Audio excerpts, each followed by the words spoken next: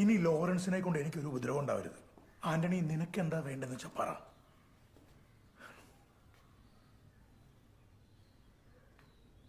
സാറിന് കുമരകത്ത് 3 ഹൗസ് ബോട്ടില്ലേ? അതിലൊരെണ്ണത്തിന്റെ നടത്തിപ്പും വരുമാനം എനിക്ക്. സമ്മതമാണെങ്കിൽ മതി. സാർ ആലോചിച്ചിട്ട് പറഞ്ഞാൽ മതി. ആലോചിക്കാനൊന്നുമില്ല. ആന്റണിയുടെ ഇഷ്ടം. സമ്മതം.